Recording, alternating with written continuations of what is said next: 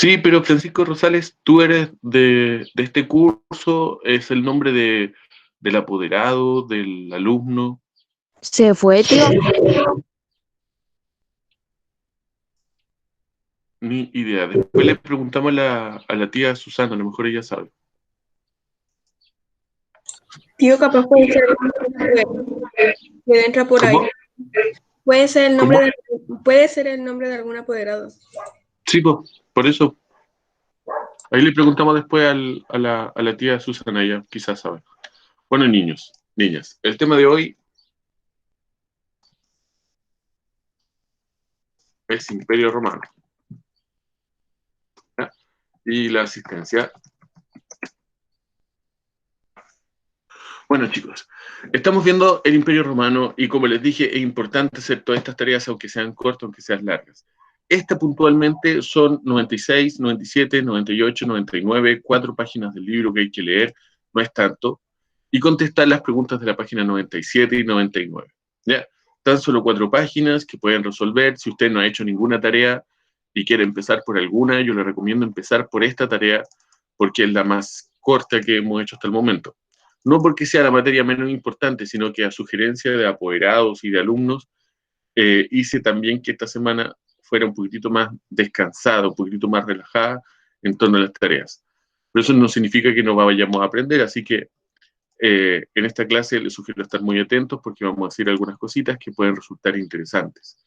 La página 96 es la que necesitamos abrir del libro para revisar lo que dice el libro respecto al Imperio Romano.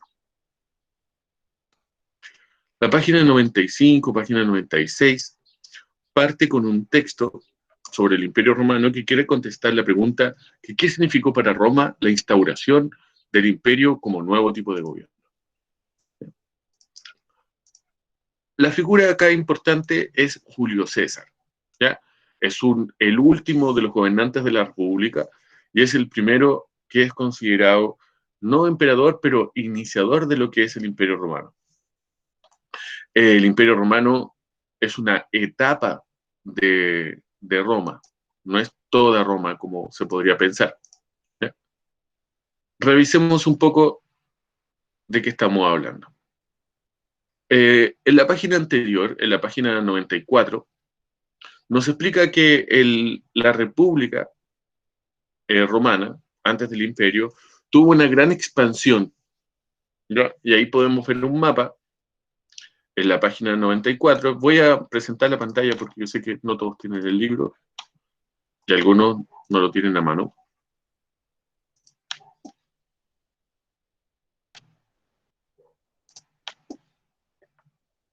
Ya, ahí están viendo el libro, ¿cierto? Sí, tío. Ya. Ahí está el mapa de la expansión del Imperio Romano. En rojito están los primeros años del Imperio Romano, o sea, los primeros años de la República en este caso.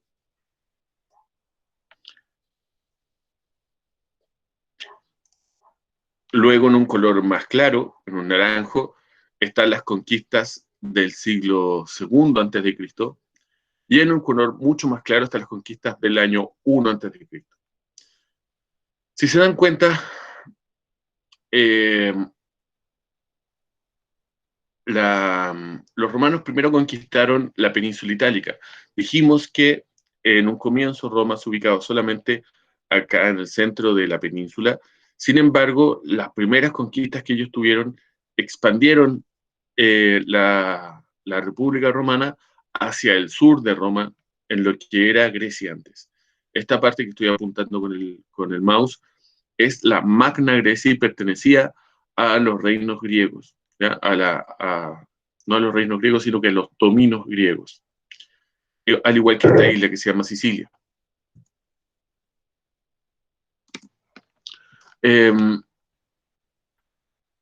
En guerra, los territorios, como dice acá, los territorios conquistados fueron denominados provincias. Entonces, estas provincias, con estos nombres, por ejemplo, Hispania, corresponde a lo que hoy día es España, fue conquistada por los romanos. Si se dan cuenta, fueron 3 etapas.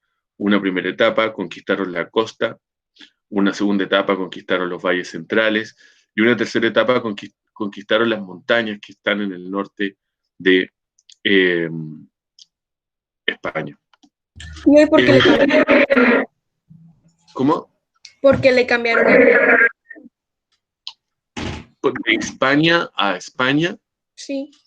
fue un cambio natural de la lengua nomás. El nombre anterior era Finisterrae, que es el fin de la tierra. ¿Ya? Así se llamó, así le decían en realidad a España, el Finisterra, que es el último lugar como de tierra que tenía el continente europeo. Bueno, acá hubo una oposición fuerte a la conquista, por ejemplo, en lugares como en Francia, ¿ya? Y muchos generales del ejército romano se ganaron su prestigio contra los que en ese tiempo estaban gobernando Francia, que eran los galos, ¿ya? Aquí son pueblos que son anteriores a los romanos, los galos, los celtas, que habitaban en la región central de lo que hoy día es Francia. Estos fueron conquistas de guerra. Conquistas importantes fueron estas, las del siglo II antes de Cristo, porque también se adueñaron de lo que era Grecia, ya tanto en la península de Anatolia como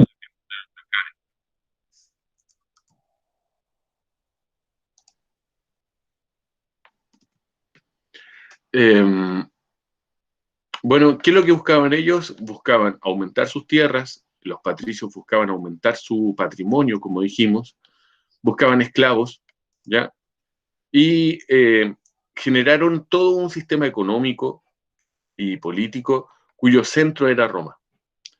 Por ejemplo, se producía en España o en Hispania trigo y ese trigo iba para Roma. Se producía leche en Macedonia y esa leche iba para Roma. Se producían, no sé, uvas en Egipto y esas uvas iban para Roma, ¿ya? Una serie de caminos conducían todo todos estos productos hacia Roma. Bueno, Yo, pero yo creo que más de algunos se habrá perdido en el camino, porque eran tremendos. Yo creo que más de algunos se habrán perdido en ese trayecto, porque es tremendo. Sí, pero lo que quiero destacar es en realidad la centralidad de Roma en un sistema de comercio que existía en el imperio, y ya antes del imperio, desde la República. Estos caminos, ¿han escuchado la frase todos los caminos llegan a Roma? Sí. Eso tiene razón en el sentido de que en la antigua Europa, una serie de caminos, carreteras para recorrer caminando, ¿ya? O con carros, ¿ya? Con carros tirados por caballo, llegaban a la ciudad de Roma. Era como el centro de una serie de caminos. Bueno, esta materia, chicos, yo la estoy pasando muy rápido, pero muy entretenida. Les puedo mostrar algunas imágenes también. Eh,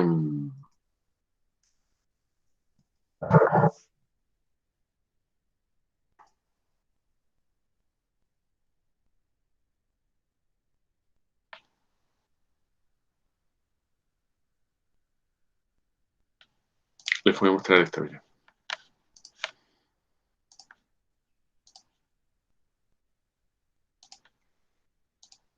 Tío, ¿y Roma en ese mapa estaría en Italia? ¿Cómo? Roma en ese mapa que usted nos mostró estaría en Italia. Sí, en lo que hoy día es la península itálica. Ah, ok. ¿Están viendo lo que estoy viendo yo? Sí. Sí, tío. Ya. Miren, así eran los caminos. Incluso acá hay una guía de cómo los construían.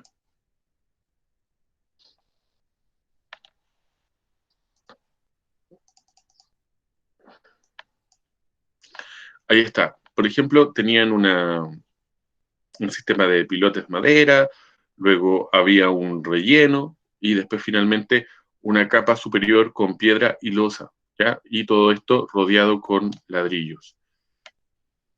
Esto era la red de caminos que existía en Roma. Fíjense, todos los caminos llegan a Roma, como se dice. Lo podemos agrandar y fijarnos en esta red de caminos que estaban, por ejemplo, España. Miren, todos los caminos que hay en España y cruzaban finalmente por una carretera que llegaba a Roma. Tío, porque hay un punto marcado en Roma. ¿Cómo? Hay un punto en la imagen que usted mostró, hay un punto Ujú. bien marcado. Ah, porque aquí son tantos los caminos que no se alcanzan a diferenciar, entonces se ve como una mancha, ¿no? Sí, yo pensé que ahí estaba ubicada el Imperio Romano. Ahí está ubicado el Imperio Romano. ¿Sí? Sí. Ah, ok. O sea, ahí está ubicado Roma, la ciudad de Roma. ¿Ya? Acá están los caminos, eran de este tipo. Todavía existen, ¿ya? Fíjense. eh, Hay una imagen, esta es muy buena. Aquí están los caminos de Roma como si fueran una línea del metro.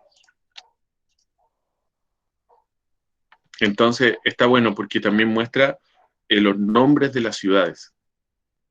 Ahí vemos Roma, ¿cierto? Entonces, Roma, por ejemplo, tenía un puerto muy cercano que se llamaba Ostia, acá al frente. ¿Ya? Entonces había un camino que iba para allá. Iba un camino por la orilla y fíjense, va pasando por toda la orilla del mar. ¿Ya? Y todas estas son ciudades romanas. Algunas todavía existen y son importantes, como esta de acá, que es Nicea. ¿Ya? Esto, Niza todavía es un lugar importante. Por acá, si se dan cuenta, se sigue por la orillita, ¿ya? Y llega hasta Cartago Nueva, que es una ciudad española en honor a Cartago Antigua, que es la que queda acá al frente. Eh, Tenían nombres en función de los emperadores que habían construido ese camino. Por ejemplo, esta de acá se llama Vía Augusta, en honor al emperador Augusto. ¿Ya? Eh, Acá, por ejemplo, más ciudades conocidas todavía de España es Asturias, de la Astúrica. En España los romanos tuvieron un gran desarrollo. De hecho, un par de emperadores venía desde España. Por el lado también de los Balcanes, ellos también tuvieron caminos, y aquí en Grecia ellos poblaron con caminos. Por ejemplo, Atenas, Corintio, estaban unidos por caminos. ¿Ya? Quería mostrarles esa imagen porque así se comprende bien la extensión del Imperio Romano. Si se dan cuenta, miren hasta dónde llega. Tiras hasta acá, hasta el... este es el Mar Negro, aquí se llama el Pontus Exunius. ¿Ya? Esto es lo que hoy día es Turquía, por ejemplo, el Imperio Bizantino. Todo esto era parte del Imperio Romano, ¿ya? En Inglaterra también. ¿Ya? La mayor extensión del Imperio Romano, ya como imperio, incluyó Inglaterra, incluyó Turquía, incluyó el norte de África también. ¿Ya? Eh, Acá hay una imagen, por ejemplo, que está eh, ironizando, ¿cierto?, con esa idea de que todos los caminos llegan a Roma. Aquí hay, bueno, eh,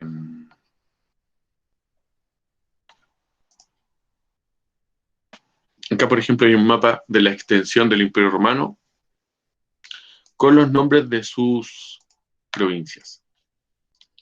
Ya, por ejemplo, ahí está lo que dice la Fernanda Italia, ¿no? Su capital Roma. En amarillo está el Imperio Romano a la muerte de César, o sea, cuando empieza el imperio, habían conquistado todo esto. La Galia, que hoy día es Francia, España, que hoy día es España, la África preconsular, y aquí tuvieron la principal batalla, la principal guerra contra ¿Qué los cartagineses. ¿Cómo? lo morado? Lo morado es el intento de penetración romana por Augusto, quiere decir que en esto no lograron conquistar estos pedazos de tierra. ¿Ya? ¿A quién le pertenece? Aquí, por ejemplo, los pueblos germanos fueron los que más se opusieron al Imperio Romano. Acá. Los pueblos germanos son los que hoy día llamaríamos los alemanes, pero eran una serie de pueblos germanos, no tan solo alemanes, sino que también estaban los godos, los ostrogodos, los visigodos, los alanos. Son una gran cantidad de pueblos que aquí se les opusieron a los romanos y lograron ganar en muchas veces las batallas. Eso ocurrió aquí, en la Germania. ¿Ya? Probablemente porque la geografía de Germania es muy similar a la del sur de Chile. Son bosques, es un terreno muy poco penetrable por los romanos que tenían grandes ejércitos y su forma de hacer la guerra estaba hecha para lugares planos y despejados, no para bosques. Ocurrió lo mismo con los españoles cuando llegaron a Chile y se enfrentaron a los mapuches.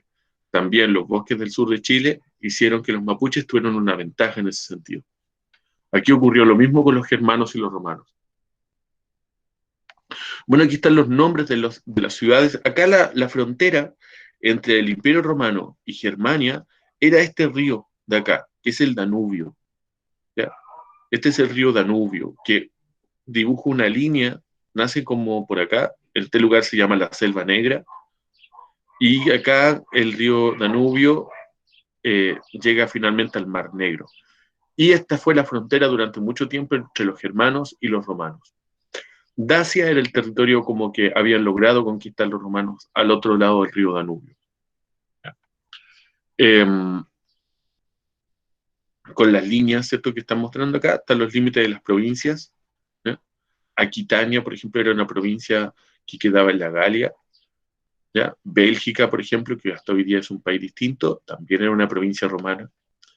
Con esto quizás alguno se dé cuenta solito, pero la idea principal es que es Roma la que construye Europa como un continente unificado. ¿Ya? Es Roma la que logra unir a todo el continente europeo en una pura administración y lo divide en provincias. Y en muchos casos, esas provincias, hasta hoy día, identifican a los países europeos. ¿Ya? Por ejemplo, hasta hoy día España es España y si se dan cuenta tiene una unidad ya en el Imperio Romano. ¿Ya? Eso, ellos lograron ocupar todo el mar Mediterráneo. ¿Ya? Recordemos la importancia del mar Mediterráneo en esto, que acá es como el centro de esta cultura. Y eso, continuamos con el libro ahora. Página 96-99, ahora sí vamos a la página 96. Ya. El Imperio Romano. ¿Qué es? ¿Qué particularidades posee un imperio como sistema de gobierno? ¿Qué imperio has estudiado o conoces? Acá el desafío, chicos, que yo les planteo, es que me ayuden a entender algo que yo no tengo muy claro. ¿Cuál es la diferencia entre un reino y un imperio? Al leer tratemos de encontrar cuáles son esas diferencias, a ver si acaso ustedes me pueden ayudar, porque Yo sé, es difícil comprender a veces esa diferencia. Fernanda. usted lo preguntó una vez, Sí. que la ¿Cuál es diferencia de... ¿Cómo era? la diferencia entre un imperio y un reino? Ah, que el reino como que o sea, es como así de familia, no se elige, algo así. El reino, los reyes van heredando el poder de generación en generación, ¿cierto? Es un Eso. poder heredado. Y ahí tenemos una diferencia, ¿cierto? En cambio, los emperadores algunas veces son elegidos por el Senado y otras veces son impuestos por ellos mismos. Ellos se denominan emperadores. ¿Ya? Ahí ya encontramos una diferencia, pero pueden haber más. Vamos leyendo y comprendiendo. Usted misma puede leer, Ah, usted misma puede ayudarme con la lectura. ya. ¿Es el sistema republicano? Sí, señorita. Ya, ya. El sistema republicano, debilitado y en crisis producto de las transformaciones derivadas del proceso de expansión, dio paso a un nuevo sistema de gobierno, el imperio. El imperio. Entonces, recordemos, hay tres, y esa, Agustina, yo te lo puse en tu trabajo, en un comentario del trabajo, para que lo recuerdes siempre. Hay tres etapas de la historia de Roma: monarquía, república e imperio. ¿Ya? La república es lo más parecido a la democracia griega. ¿Ya? Es lo más parecido, no es igual. En el sentido de que hay votaciones, hay un senado, hay un tribuno de la plebe, los plebeyos habían logrado algunos beneficios, algunos derechos, recuerden que los plebeyos no tenían derechos, entonces habían logrado cierta democracia, que se llamó la República Romana. ¿Ya? Sin embargo, eso empezó a debilitarse producto de la misma política en el fondo, porque algunos querían el poder y otros no les gustaban las leyes que hacían, y esas discusiones llevaron a organizar de alguna manera el imperio. Continúa leyendo, Fernanda. Ya. Durante la época imperial se mantuvieron algunas características de la República, tales como la organización burocrática. Así. Sí, lo burocrático, Fernanda, es, por ejemplo, cuando uno tiene que hacer un trámite. No sé si alguna vez han tenido que hacer un trámite, por ejemplo, con los papás, con las mamás, ir a, no sé, a la notaría, a firmar un papel, ir a pagar una cuenta, ir a solicitar algo al municipio. Todo eso, todo eso, todo eso es la burocracia, que es cómo funciona el gobierno. Felipe, ¿quieres decir algo?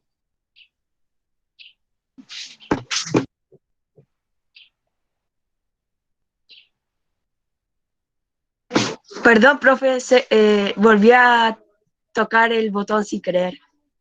Ah, ya. Yo estaba ¿Escuchó pendiente. algo? No, nada, pero se escuchó como que quisiera hablar. Continúa, Fernanda. Ya. Aquí. La valoración y en el respeto hacia las leyes y la permanente anexión de nuevos territorios. Ya. Entonces hay una continua expansión del territorio. ¿Ya? A través de la guerra, los romanos van conquistando Europa, ¿ya? Principalmente Europa, pero también el norte de África. Continúa. Sin embargo, Aquí, ya. Sin embargo, las decisiones políticas, religiosas y militares se concentraron en la figura del emperador, mientras que las magistraturas y el Senado fueron perdiendo relevancia. entonces todo el poder y todas las decisiones las empezó a tomar el emperador, no tomando en cuenta el Senado. Recordemos que el Senado es muy parecido a lo que había en Esparta, que se llamaba Jerusia, que es este consejo de ancianos que le ayudaban a los gobernantes a tomar decisiones. ¿Ya? Sin embargo, el emperador empezó a concentrar todas las decisiones en él mismo. ¿El primer emperador quién fue, Fernanda? Octavio. Continúa entonces leyendo sobre eso. El primer emperador fue Octavio, quien recibió de parte del Senado todos los poderes políticos y el título honorífico de Augusto, entre paréntesis, venerable, aunque prefirió gobernar con el título de príncipe o primer ciudadano. Entonces el primero de estos emperadores fue Octavio, y le dieron el título de Augusto, que era como darle un título honorífico, como darle un nivel superior a su gobernancia. Con el gobierno de Augusto, Fernanda. ¿Sí? Ah. Roma inició su época de mayor esplendor, la cual se prolongó por más de 2 siglos. Esta época, que fue conocida como Pax Romana o Pax Augusta, se se caracterizó por la estabilidad política y económica en todo el territorio. Acá hay un concepto que se llama Pax Romana, ¿ya? Que es que una vez conquistados los territorios había paz, porque nadie se atrevía a desafiar a Roma. Entonces hubo un periodo en el cual no hubo guerras, pero porque estaban todos bajo el dominio de Roma. Acá, por ejemplo, dice esclavos sirviendo un banquete, ¿ya? Acá está el mapa que nosotros habíamos visto en las páginas web sobre las conquistas de las cuales estamos hablando. Están los nombres de las provincias, como dijimos, ¿cierto? Están identificadas las provincias también con colores distintos dependiendo cuándo fueron conquistadas, ¿ya? Y está la máxima expansión del territorio romano acá. Por ejemplo, algunos detalles. La isla de Gran Bretaña, que el nombre viene desde los romanos, que se llamaba Britania, estaba casi toda colonizada por los romanos, excepto lo que hoy día sería Escocia, ¿ya? Que es la parte norte de la isla de Gran Bretaña. Y ahí había un muro que dividía esa parte norte, que no era Roma, del resto de la isla, que sí era parte de Roma. acá hay una película que se llama En búsqueda del águila rota o algo así, que cuenta un poquito la historia de este muro. ¿Ya? Existía el mito dentro de los romanos que en el norte de esta isla vivían unos gigantes y que estos gigantes habían impedido que los romanos conquistaran toda la isla. No eran gigantes, sino que eran celtas. Los celtas eran un grupo étnico, eran como los indígenas de Europa, y que se caracterizaban por su gran condición física. ¿Ya? Corrían muy rápido los celtas, sobre todo en esta zona. Y los romanos, para alimentar el mito, decían que eran gigantes. ¿Ya? Entonces, esta parte nunca la pudieron colonizar. Al igual que la isla de Irlanda, que está acá al frente. Acá está el límite con Germania, como dijimos que le había costado mucho a los romanos llegar hasta Germania y solamente lograron conquistar algunos lugares que hoy día son parte de Alemania, ¿ya? Que es esta parte sur. Alemania está acá. ¿Ya? Esa colita hacia arriba es Dinamarca. ¿Ya? Aquí abajo está Alemania, después Polonia. Todo esto no era ya parte del Imperio Romano. ¿Ya? Bueno, ese es el mapa importante, ¿cierto? ¿Por qué? Porque estamos descubriendo que la historia de Europa debe su nombre y debe su unidad al Imperio Romano. El Imperio Romano, en el fondo, le da forma a ese continente. Bueno, las preguntas que hay que contestar en esta tarea son estas de acá. ¿Cuáles son los territorios que Roma conquistó durante la época imperial? Para contestar eso, ustedes tienen que fijarse bien en la simbología del mapa. ¿Ya?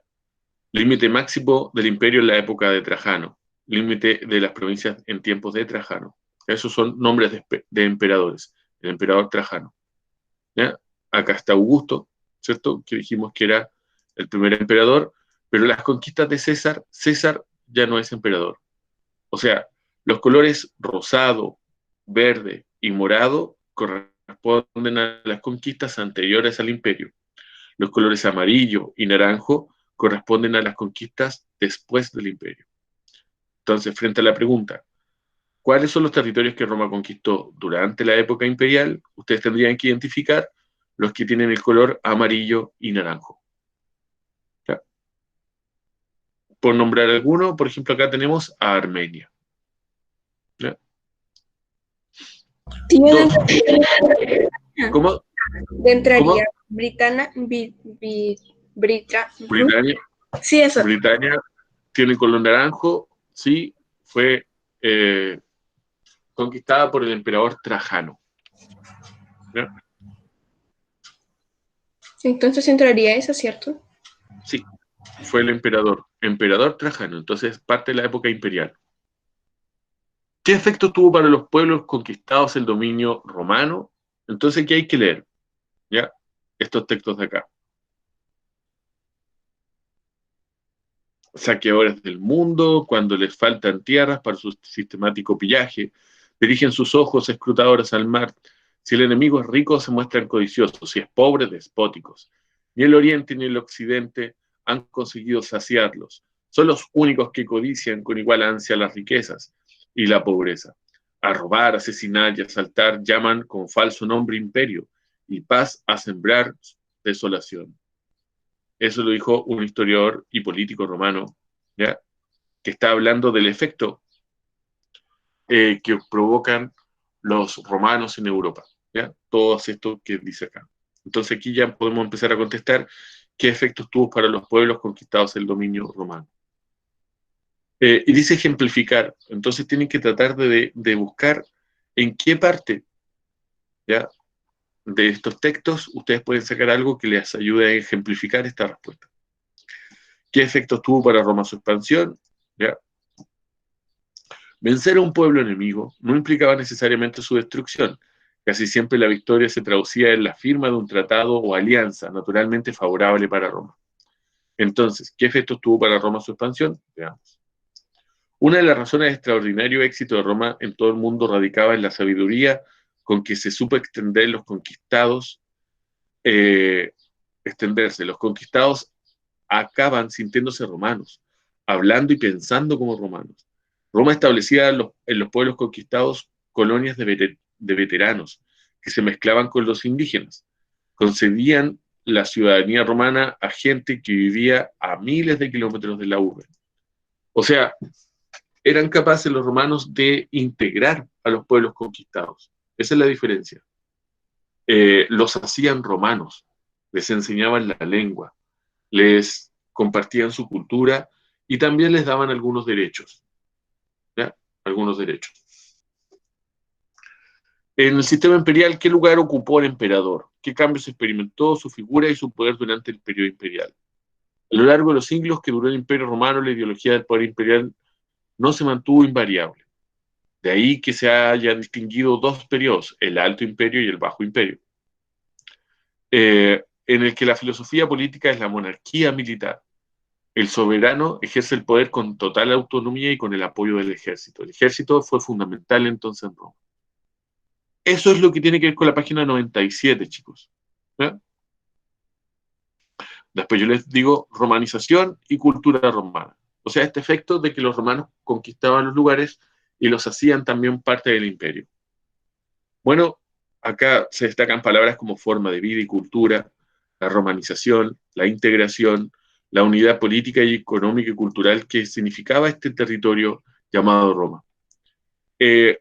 Todo esto apoyado por obras de urbanismo, como son los caminos, como son los anfiteatros, como son los acueductos.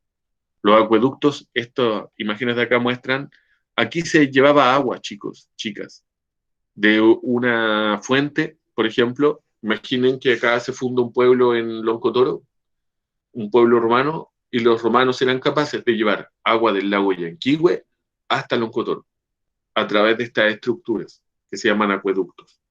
¿Ya? Son obras de agua potable, no tan solo para el consumo de agua, sino que también para tener baños públicos, donde la gente se iba a bañar y a conversar. ¿Ya? Todos los pueblos tenían fuentes de agua. Entonces, ¿se acuerdan que nosotros hablamos al comienzo de este año de que el que maneja el agua maneja la sociedad? ¿Se acuerdan de eso?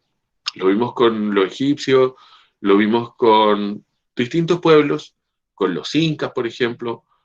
Todos los pueblos, en un lugar donde el agua es escasa, el que domina el agua es capaz de dominar la sociedad. Entonces los romanos eran expertos en eso, en Tío, dominar. ¿Sí? siguen ocupando lo del agua No, no, ahora están de adorno, simplemente. como Porque río. también como evidencia de lo que antes hubo, ¿ya? Al igual que el Coliseo, al igual que las calzadas romanas, que los caminos romanos, son evidencia del pasado romano. ¿Ya? No se ocupan ya para eso. Aunque sí, los canales de regadío siguen siendo importantes, pero para regar. ¿Ya? Donde yo vivía en Puente Alto, había una estructura así, no de dos pisos, sino que de un solo piso, que llevaba agua de un canal y que los dejaba arriba de un cerro. ¿Ya? Eso lo construyeron en periodos al finales de la colonia española y principios de Chile. Bueno, en religión, en arquitectura, en el urbanismo es esto, chicos, hacer caminos, hacer obras de acueducto, eso es urbanizar. Eh, Acá habla también del derecho romano, cómo se aplicaba, ¿ya? De su religión, y, y hay dos preguntas. ¿En qué consistió este proceso de romanización? ¿Es posible afirmar que la cultura fue un medio para el dominio? Si tuvieras que describir la vida de los romanos a partir de los desarrollos culturales, ¿qué características destacarías? Yo sé que muchos de ustedes, por los trabajos que les leo, les gusta la arquitectura de los romanos, ¿ya? Así que muchos se van a quedar pegados, yo creo, viendo esto. Niños, niñas, yo los invito a investigar más de lo que aparece en el libro, ¿ya?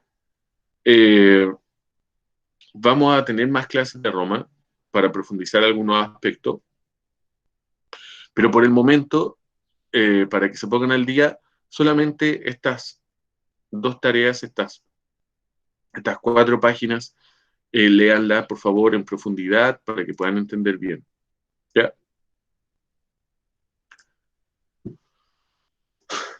Eso, hasta ahora. ¿Preguntas, dudas, sugerencias? Ya. Entonces, lo de Roma, les pido que por favor vayan lentito, contestando, informándose bien. No traten de hacer las tareas apurados, no es necesario. ¿Ya? Eh, Ahora, Fernanda tiene preguntas de tareas anteriores, Alain tiene preguntas de tareas anteriores, ¿alguien más tiene preguntas de tareas anteriores que quisieran aclarar?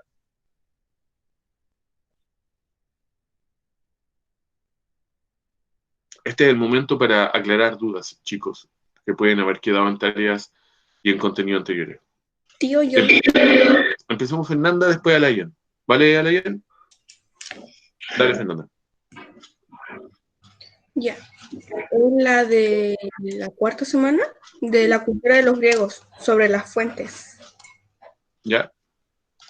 No entiendo la tercera y la cuarta de la página 87. Página 87.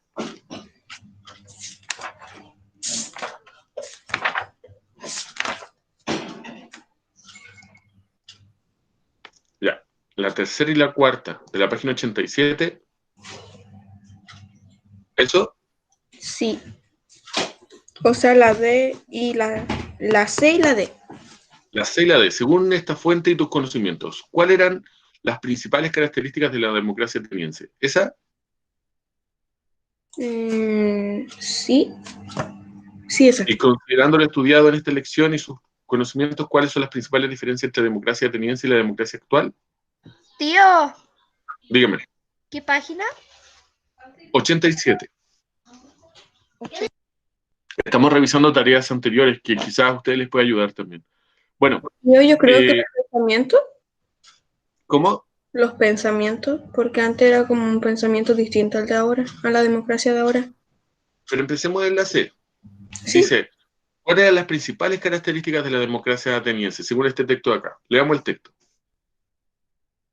Estamos leyendo el texto para buscar las principales características, ¿ya?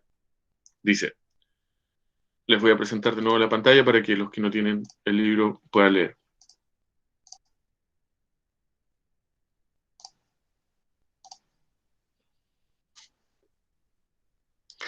Entre los antiguos no cabía ni remotamente la idea de que todas las personas fueran iguales ante la ley y que tuvieran el mismo derecho a participar en la selección de sus gobernantes. No había ninguna dificultad para distinguir entre representación y participación, porque la asamblea abarcaba a todas las personas que gozaban de condición ciudadana. La representación y la participación aparecían así fundidas en una sola asamblea. Todos los ciudadanos se representaban a sí mismos. Aquí encontramos una característica importante al ayer. Mira, todos los ciudadanos se representaban a sí mismos. ¿Ya? No habían representantes. O sea, hoy día nuestra democracia es representativa, no es participativa. Usted elige un representante que vota por usted en el Congreso. ¿Ya?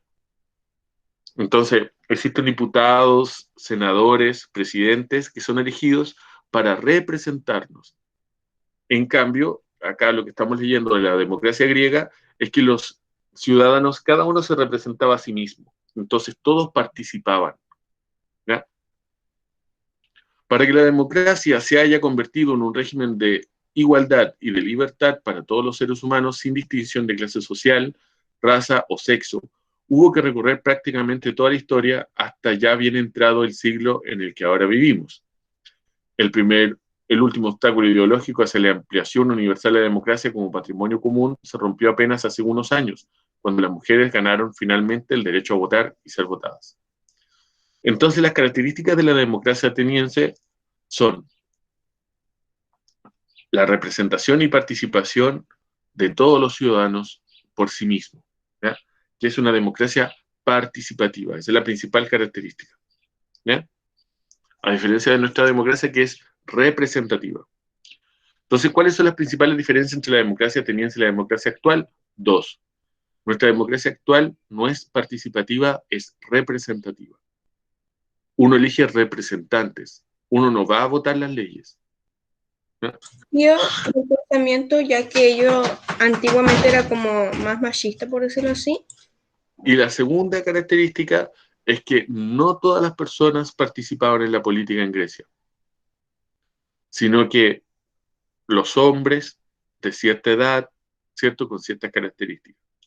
Acá, hoy en día hemos logrado que cualquier persona de hombre o mujer, ya sea moreno, blanco o de cualquier origen étnico o de cualquier pueblo, sea grande, sea chico, sepa leer o no sepa leer, todos podemos votar, ¿ya?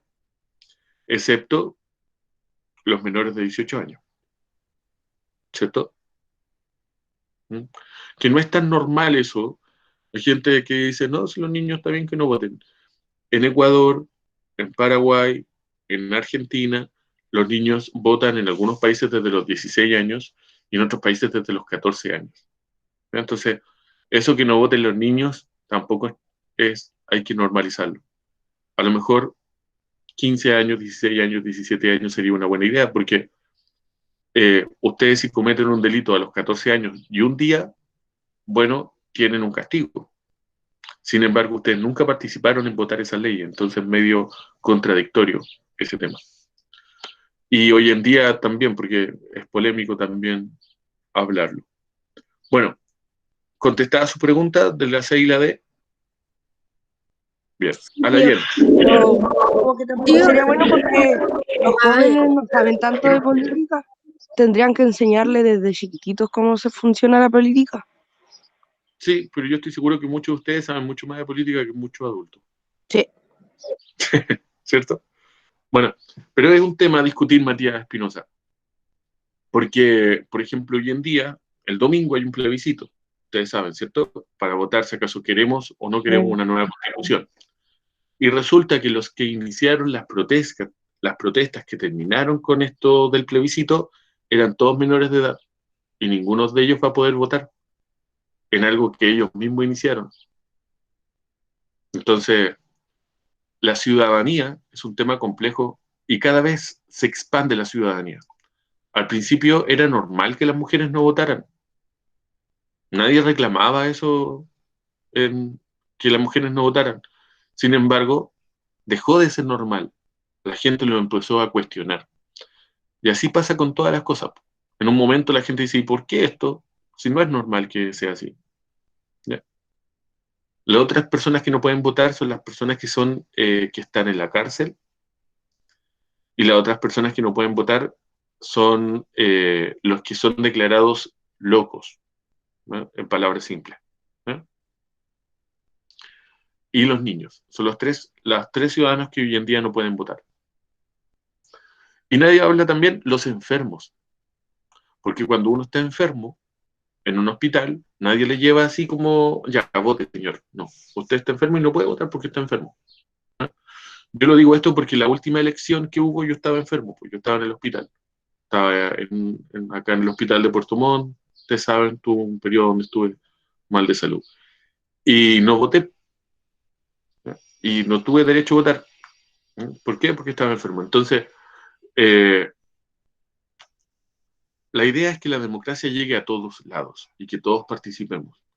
Entre más gente pueda participar en la democracia, más se puede desarrollar un país. Ya lo vimos, por ejemplo, con los griegos. La diferencia que tuvieron los atenienses con los espartanos. Los atenienses tenían democracia y gracias a los atenienses tenemos filosofía, ellos desarrollaron la ciencia, el arte, muchas áreas. En cambio, los espartanos, que no tenían democracia, no tenemos ningún filósofo espartano, no tenemos ningún pintor, ni grandes templos, ni nada. Ahora bien, su pregunta. Es que también es de la página 87, pero no de lo que dijo la Fernanda, es de otra cosa. Diga. Es que mire, donde yo me pegué fue la pregunta A, de la página 87, que dice, ¿a qué tipo de fuente corresponde el texto clasificado según origen y formato? ¿Cómo voy a saber eso? Acá abajito, a leer, mira. Abajo de los textos dice quién lo escribió. ¿Quién lo escribió? Merino Mauricio, que no es tan ridículo. ¿Sí? ¿En qué año? En el año 1995. Ué. Ya. Mauricio Merino, ¿vivió con los griegos? ¿Se vivió en el Mm, 1995? no, yo creo que no, güey. No, pues porque él vivió hace muy poquito, escribió este libro, cuando ya los griegos Sí, ya no vivían de esa manera. Entonces su fuente no es primaria, él no estaba ahí, por decirlo así. ¿es secundaria? Es secundaria. ¿Ya? Entonces, es una fuente escrita y es una fuente secundaria. Ah, ya, tío, ya me había Aquí se confundido. contesta esa pregunta. Fijarse Tío, siempre al final del texto. ya, ¿Sí? tío, la letra. ¿Y el origen entonces corresponde a Merino Mauricio 1995? Sí. ¿Y el formato correspondería a la participación ciudadana en la democracia? No, el formato es escrito. Ah, Sí. Es una fuente escrita, ¿ya? Secundaria. ¿Más preguntas? Niños, niñas, preguntas. tío, yo, Diga, sobre el mar Mediterráneo. dígame. Es que acá tengo la pregunta. El mar Mediterráneo es de la página 72.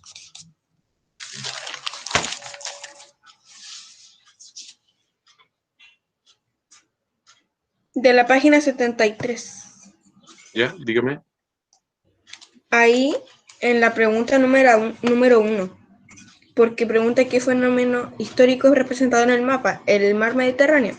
No, el fenómeno histórico es lo que dice acá arriba. Al analizar la distribución espacial de fenómenos históricos como asentamientos y actividades humanas. Ese es el fenómeno histórico que estamos estudiando. Ah, El mar Mediterráneo podría ser un fenómeno geográfico, pero no histórico. porque después pregunta qué espacios se presenta en el mapa. Ahí sí, el espacio que se presenta en el mapa es el mar Mediterráneo. El fenómeno histórico son los asentamientos y actividades humanas. Ya, tío. Entonces, esa sería la primera pregunta. Yo le había puesto el mar Mediterráneo en primera. Es que el fenómeno histórico es como el mar Mediterráneo, pero era la otra pregunta el mar Mediterráneo. Sí, así es. ¿Más preguntas, chicos? 2. Ya, niños, los tengo que dejar porque tengo en breve clases con el otro curso.